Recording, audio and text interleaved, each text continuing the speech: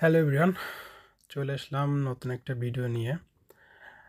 আজ আমি যে বিষয়টা নিয়ে আলোচনা করব সেটা হচ্ছে স্টাডি ইন সুইডেন, এবং সুইডেনে আসলে আপনারা কত টাকা ইনকাম করতে পারবেন এবং এখানে আসলে কী ধরনের জব পাওয়া যায়, স্পাউস কত ঘন্টা কাজ করতে পারে এবং জব করে আসলে কি টিউশন ফি ম্যানেজ করা যায়। এছাড়াও আরও টুকটাক যে বিষয়গুলো আছে সুইডেনের, আপনাদের যত কোয়ারিজ আছে সব ধরনের কোয়ারিজের উত্তর দেওয়ার চেষ্টা করবো আজকের এই ভিডিওতে। সো ভিডিওটা প্রথম থেকে শুরু করে শেষ পর্যন্ত দেখবেন, তাহলে আপনাদের সুইডেন সম্পর্কে যত কোয়ারিজ আছে আশা করি সব ধরনের উত্তর পেয়ে যাবেন। তো প্রথমে আমি যে প্রশ্নের উত্তর দেবো সেটা হচ্ছে যে আপনারা আসলে সুইডেনে কী ধরনের জব করতে পারবেন আসার পরে স্টুডেন্ট হিসাবে। সাধারণত স্টুডেন্টরা ইন্টারন্যাশনাল কান্ট্রিতে, স্পেশালি ইউরোপিয়ান কান্ট্রিতে যে কাজগুলো করে সেটা হচ্ছে রেস্টুরেন্ট, ক্লিনিং, ফুড ডেলিভারি, অনেক সময় আছে গ্রোসারি শপে, আবার অনেক সময় হচ্ছে ওয়্যার হাউসে এই কাজগুলো করে থাকে, বা বেকারি এই কাজগুলো করে থাকে। সো এই ইন্ডাস্ট্রিগুলোতে যদি আপনারা বাংলাদেশ থেকে কিছু কাজ শিখে আসেন তাহলে আপনাদের জন্য আসার পরে কাজ পাওয়াটা খুব সহজ হবে। ফর এক্সাম্পল, আপনি যদি বাংলাদেশে কোনো ধরনের ফুড বা রান্নাবান্নার কাজ শিখে আসেন, কুকিংয়ের কাজ শিখে আসেন, তাহলে আপনি খুব সহজে কিন্তু এখানে এসে জবটা পেয়ে যেতে পারেন। এছাড়াও যদি কোনো ক্লিনিংয়ের কাজ করে থাকেন বা ওয়্যার হাউসের কোনো কাজ করে থাকেন, সেক্ষেত্রে সেই কাজগুলো এখানে আসার পরে আপনি খুব সহজেই প্রিভিয়াস অভিজ্ঞতা দিয়ে এখানে জব পেতে পারেন।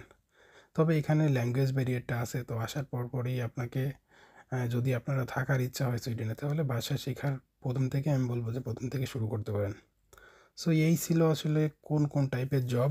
এখন আমি যদি বলি আপনারা কত ইনকাম করতে পারবেন। অ্যাকচুয়ালি বিভিন্ন ধরনের জবে বিভিন্ন রকম স্যালারি দেয়। এটা ডিপেন্ড করে আসলে আপনি কখন কাজ করতেছেন এবং কত ঘন্টা কাজ করতেছেন এবং কোন সিটিতে কাজ করতেছেন, এটা ডিফার করে। তবে আমি যতটুকু দেখছি সেটা হচ্ছে যে অনেকেই 90 সুইডিশ ক্রোনা থেকে শুরু করে 150-170 পর্যন্ত ইনকাম করেন। 90 থেকে 170 সুইডিশ ক্রোনা। আপনি যদি আসলে সুইডেনে কিন্তু আপনি আনলিমিটেড কাজ করতে পারবেন পড়াশোনা ঠিক রেখে বলতে হচ্ছে আপনার প্রতি সেমিস্টারে 30 ক্রেডিট কমপ্লিট করতে হবে।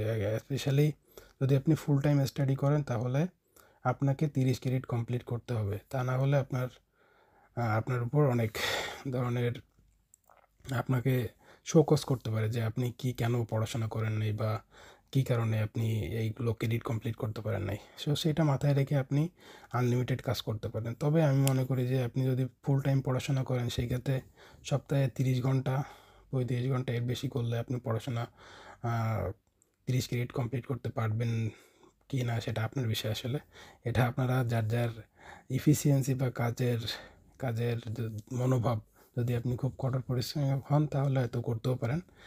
তবে আপনি যদি 20 থেকে 25 ঘন্টা কাজ করেন তাহলে আপনার কত ইনকাম করতে পারবেন। 20 থেকে 25 ঘন্টা কাজ করলে আপনি প্রায় 8,000 থেকে শুরু করে আপনি প্রায় 15,000 পর্যন্ত ইউরো সুইডিশ ক্রোনা আপনি ইনকাম করতে পারবেন পার মান্থ। সেটা হচ্ছে বাংলাদেশি টাকা আপনি কনভার্ট করলে প্রায় 80,000 থেকে শুরু করে 1,20,000-30,000 টাকা ইনকাম হবে পার মান্থে। আর আপনি যদি বেশি কাজ করেন, ওভার টাইম করেন বা এক্সট্রা টাইম করেন, যে দিনগুলোতে আপনি কাজ করলে অনেক সময় ডবল পেমেন্ট পাওয়া যায়, সেই দিনগুলোতে যদি কাজ করেন বা ওভার টাইম করেন বা রাতে কাজ করেন, নাইট শিফটগুলো করেন, তাহলে আপনি কিন্তু একটু বেশি ইনকাম করতে পারবেন। সো সেটা আমি আর কি ধরতেছি না, আমি ধরতেছি অ্যাভারেজ আপনি কত ইনকাম করতে পারবেন। তো এটা হচ্ছে আপনার বাংলাদেশি টাকায় 80,000 থেকে শুরু করে 1,50,000-60,000 টাকা ইনকাম করতে পারেন পার মান্থ, যদি আপনি গতানুগতিক স্টুডেন্টদের মতো কাজ করেন। আর আপনি যদি বেশি কাজ করেন তাহলে আপনি বেশি ইনকাম করতে পারবেন। তো এরপর আসি আসলে আপনি কি কাজ করে কি টিউশন ফি দিতে পারবেন। আসলে আপনাদের কোর্স ভেদে টিউশন ফি বিভিন্ন রকম হয়ে থাকে। তবে যদি সোশ্যাল সায়েন্সের স্টুডেন্ট হন তাহলে সেখানে অনেক কম টিউশন ফি দিতে হয়। 5 থেকে শুরু করে 7 লাখ টাকার মতো দিতে হয় পার সেমিস্টার। তো এখন আপনি যদি কাজ করে কিছু ইনকাম, আমি মনে করি যে আপনি কাজ করে হয়তো কিছুটা টিউশন ফি দিতে পারবেন, টিউশন ফি 30-40% দিতে পারবেন, কিন্তু আপনি আশা করি ফুল টাইম টিউশন ফি যে দিতে পারবেন, ফুল টাইম যে আপনার পার ইয়ার যে টিউশন ফি সেটা আপনি ফুলটা কভার করতে পারবেন, এটা আসলে সম্ভব না। আসলে সুইডেনে যে ইনকাম এটা দিয়ে আপনার থাকা খাওয়া ঘর ভাড়া দেওয়ার পরে আপনি পুরো টিউশন ফিটা কভার করতে পারবেন না। তবে আপনি যদি পরিশ্রমী হন তাহলে আপনি 30 থেকে 40% পর্যন্ত আপনি আপনার টিউশন ফির টাকাটা কাজ করে ইনকাম করতে পারবেন। এখন আমি যদি বলি যে আপনি আপনার স্পাউস কি কাজ করতে পারবে কিনা বা কত ঘন্টা কাজ করতে পারবে বা স্পাউস আনতে পারবেন কিনা আপনার সাথে। সুইডেনে আপনি স্পাউস আনতে পারবেন যদি আপনি ইউনিভার্সিটি লেভেলে পড়াশোনা করেন, তাহলে আপনি আপনার স্পাউস আনতে পারবেন। অনেকেই বলে থাকে যে স্পাউস ব্যাচেলার আনতে পারেন না। তবে আমি যতটুকু দেখছি ওয়েবসাইটের অফিসিয়াল ওয়েবসাইট অনুযায়ী, সেটা হচ্ছে যে আপনি যদি হাই স্কুল লেভেলে আসেন বা ভোকেশনাল কোনো কোর্সে আসেন বা ল্যাঙ্গুয়েজ কোর্সে আসেন, তখন আপনি স্পাউস আনতে পারবেন। আদারওয়াইজ আপনি স্পাউস আনতে পারবেন, এবং স্পাউসে সুইডেনে ফুল টাইম কাজের অনুমতি আছে এবং তারা ফুল টাইম কাজ করতে পারবে। আপনার যদি স্পাউস থাকে তাহলে আপনি টিউশন ফির বেশ কিছুটা কভার করতে পারবেন। আপনার যদি স্পাউস থাকে তাহলে আপনি আপনার স্পাউস ফুল টাইম কাজ করলে এবং আপনি পার্ট টাইম কাজ করলে আপনি টিউশন ফির খানিকটা কভার করতে পারবেন। সেক্ষেত্রে 80-90% কভার করে ফেলতে পারেন থাকা খাওয়া বাদ দিয়ে। এখন আমি যদি বলি আপনারা আসলে কোন শহরগুলোতে যাবেন, কোন শহরগুলোতে আপনাদের কাজ বেশি পাওয়ার সম্ভাবনা আছে। আসলে বড় বড় শহরগুলোতে কাজ পাওয়ার সম্ভাবনা অনেক বেশি। আপনি যদি স্টকহোম যান বা গুতেনবার্গ যান, মালমো যান বা লুন্ড যান, এছাড়া উপসালা রয়েছে, এই শহরগুলোতে আপনি মূলত কাজ বেশি পাবেন এবং কাজের সুবিধাগুলো বেশি। সো আপনারা চেষ্টা করবেন যে বড় শহরগুলোতে ভর্তি হওয়ার, ওইখানে যে ইউনিভার্সিটিগুলো আছে ওই ইউনিভার্সিটিগুলোতে ভর্তি হওয়ার, তাহলে আপনারা খুব সহজে সেখানে হচ্ছে কাজ পেয়ে যেতে পারেন। তারপর আছে পোস্ট স্টাডি ওয়ার্ক পারমিট। আসলে আপনি পোস্ট স্টাডি ওয়ার্ক পারমিট কত বছর পাবেন? আপনি যদি পড়াশোনা শেষ করেন তাহলে 1 বছরের, আপনি যদি 3 বছরের ব্যাচেলার শেষ করেন তাহলে আপনি পরবর্তী 1 বছরের পোস্ট স্টাডি ওয়ার্ক পারমিট পাবেন। পোস্ট স্টাডি ওয়ার্ক পারমিট পেলে আপনি তখন হচ্ছে সেটাকে জব সিকিং ভিসা বলে, সেটা আপনি তখন জব সিক করতে পারবেন। ওই সময়টা যদি আপনি কাজ পেয়ে যান তাহলে আপনি 4 বছর কন্টিনিউ করলে আপনি কিন্তু পিআরের জন্য এলিজেবল হবেন, 4 থেকে 5 বছর। সো আপনি যদি তখন একটা কাজ পেয়ে যান এবং ফুল টাইম কাজটা করতে থাকেন কন্টিনিউয়াসলি 4 বছর, যদি কোনো রকম কোনো নিয়মকানুন না ভাঙেন, কোনো রকম নিয়মকানুন না ভেঙে যদি আপনি কোম্পানির পলিসি অনুযায়ী কাজগুলো করেন এবং হচ্ছে সব কিছু মেনটেন করে চলেন, তাহলে আমার কাছে মনে হয় যে আপনারা 4 থেকে 5 বছরের ভিতর আপনার পিআর পেয়ে যেতে পারেন। এখন আমি বলতে চাচ্ছি যে এখন যে বিষয়টা আমি বলবো সেটা হচ্ছে যে আমাকে জিজ্ঞেস করছে অনেকে যে ভিসা রেশিওটা কীরকম আসলে বাংলাদেশ থেকে। আপনার যদি কাগজপত্র ঠিকঠাকভাবে ম্যানেজ করতে পারেন এবং অথেন্টিক হয়, তাহলে মনে হয় না যে ভিসা না পাওয়ার কোনো কারণ আছে। আপনারা ভিসা পাবেন যদি আপনারা কাগজপত্র ঠিকভাবে ম্যানেজ করতে পারেন, এবং বিশেষ করে ফান্ডটা যদি আপনি 6 মাস দেখান। অনেকেই বলে যে 3 মাস দেখালে হয়, তো আমি বলবো যে 4 থেকে 6 মাস ম্যাচুরিটি থাকতে হবে আপনার ফান্ডটা, ঠিক আছে? তাহলে আপনি খুব সহজেই, এবং সেটা জেনুইন হতে হবে। জেনুইন হলে তাহলে আপনার টাকাটা যেন হুট করে কোথাও থেকে চলে না আসে আপনার ব্যাঙ্ক অ্যাকাউন্টে। সো এটা একটু মাথায় রেখে আপনি ব্যাংকের কাগজপত্র যদি ঠিকঠাকভাবে সাজাতে পারেন তাহলে খুব সহজেই ভিসাটা পেয়ে যেতে পারেন। আর স্টুডেন্টের আসলে কত টাকা দেখাতে হয় এই বিষয়টা নিয়ে যদি আমি কথা বলি, তাহলে আগে আসলে টাকার পরিমাণটা কিছু কম ছিল, কিন্তু এখন একটু টাকার পরিমাণটা বাড়াই দিছে। ফর এক্সাম্পল যদি আমি বলি যে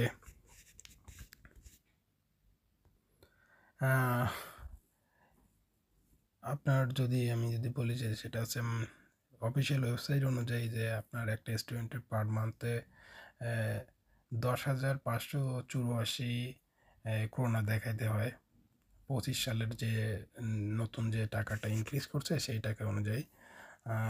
2024 সালে ছিল 10,314 ক্রোনা, সুইডিশ ক্রোনা। তো এটা এখন বাড়িয়ে করছে 10,584। সো এটা আপনাকে পার মান্থে এটা এরকম খরচ হবে। এই টাকাটা আপনি যদি আসেন তাহলে আপনার এই টোটাল করে আপনি 12 মাসে যে টাকাটা হয় সেই টাকাটা দেখাতে হবে। আর আপনি যদি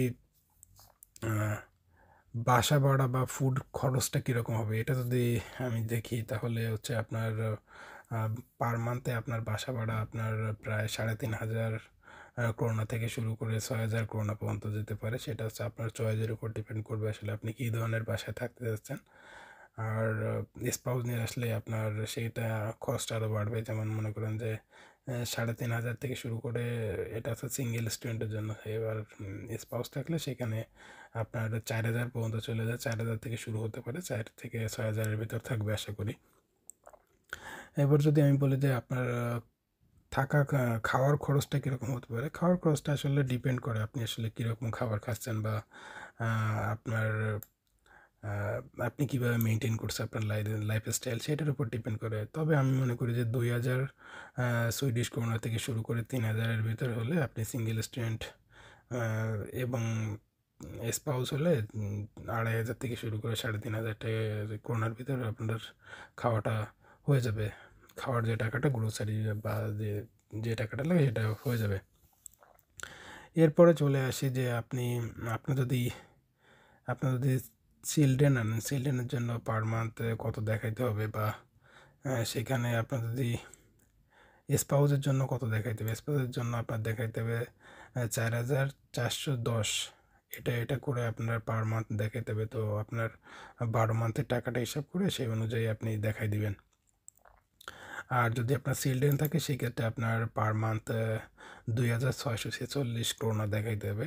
তো আপনারা একটু হিসাব করে নেবেন যে যদি স্টুডেন্ট হয় তাহলে আপনার পার মান্থ 10,584 এবং স্পাউসের জন্য পার মান্থ 4,410 এবং চিলড্রেনের জন্য 2,646 পার মান্থ।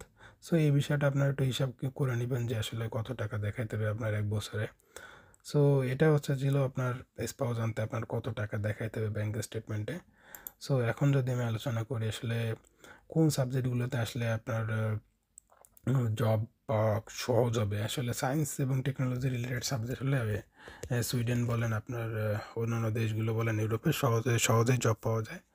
যেমন হচ্ছে যে আপনার আইটি, ডেটা সায়েন্স বা এআই বা হেলথ কেয়ার বা নার্সিং, এনভায়রনমেন্টাল ইঞ্জিনিয়ারিং, এইগুলো থাকলে আপনার হচ্ছে খুব সহজে আপনি জব পেতে পারেন। এছাড়াও আপনার যে সাবজেক্টগুলো রয়েছে যে বিজনেস অ্যানালিটিক্স বা ডেটা অ্যানালাইসিস, তারপরে হচ্ছে আপনার ট্যুরিজম অ্যান্ড হসপিটালিটি ম্যানেজমেন্ট, তারপরে হচ্ছে সোশ্যাল ওয়ার্ক, এই টাইপের সাবজেক্টে পড়েও আপনি জব পেতে পারেন। তবে সেক্ষেত্রে হচ্ছে আপনার ল্যাঙ্গুয়েজটা আপনার শিখতে হবে, এবং ল্যাঙ্গুয়েজটা শিখলে আপনি খুব সহজে জব মার্কেটে ইন্টিগ্রেট হতে পারবেন এবং জব পেয়ে যেতে পারেন সহজেই।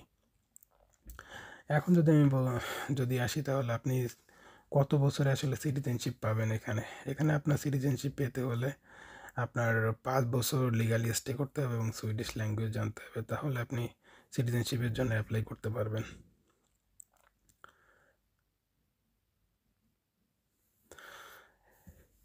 এরপর আর যে কথাটা বলবো সেটা হচ্ছে যে আপনি সুইডেনে যদি থাকার ইচ্ছা নিয়ে আসেন বা আপনি যদি সুইডেনে পার্মানেন্টলি সেটেল হতে চান, সেক্ষেত্রে আপনার জন্য সাজেশন হবে যে আপনি প্রথম থেকে সুইডিশ ভাষা শেখা শুরু করবেন। এবং সুইডিশ ভাষাটা যদি আপনি প্রথম থেকে শুরু করতে পারেন তাহলে আপনি আপনার পড়াশোনা শেষ করতে করতে একটা ভালো লেভেলে আপনি চলে যেতে পারবেন, এবং সুইডিশ ভাষা শিখে গেলে এবং আপনি যে কোনো জবে অ্যাপ্লাই করতে পারবেন, এবং জবের ক্ষেত্রে যে ভাষার যে ব্যারিয়ারটা থাকে সেটা আপনি ওভারকাম করতে পারলে আপনি সহজেই যে কোনো সেক্টরে একটা জব করতে পারবেন। এবং যে কোনো সেক্টরে জব করলেই আপনি সুইডেনে 4 বছর জব করলে আপনি কিন্তু পিআরের এলিজেবল হবেন, পিআরে আবেদন করতে পারবেন। সো আমি মনে করি যে যদি আপনারা থাকার চিন্তাভাবনা নিয়ে সুইডেনে আসেন তাহলে আপনারা খুব সহজেই থাকতে পারবেন। সেটা হচ্ছে ভাষাটা শিখে ফেলবেন এবং যে কোনো একটা জব যদি পেয়ে যান আপনি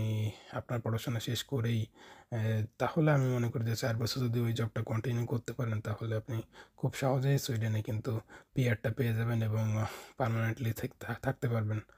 সো এই ছিল আজকে আমার সুইডেনের নিয়ে আপনাদের যে কোশ্চেনগুলো ছিল, এইসব কোশ্চেনগুলোর উত্তর দেওয়ার চেষ্টা করলাম। এর বাইরে যদি আপনাদের কোনো কোয়ারিজ থাকে বা আপনারা স্টাডি রিকোয়ারমেন্ট বা আপনি কীভাবে অ্যাপ্লাই করবেন এই বিষয়ে যদি কোনো হেল্প লাগে তাহলে আপনি আমাকে ইমেল করতে পারেন অথবা কমেন্ট করতে পারেন, তাহলে আমি আপনাদের হেল্প করার চেষ্টা করব।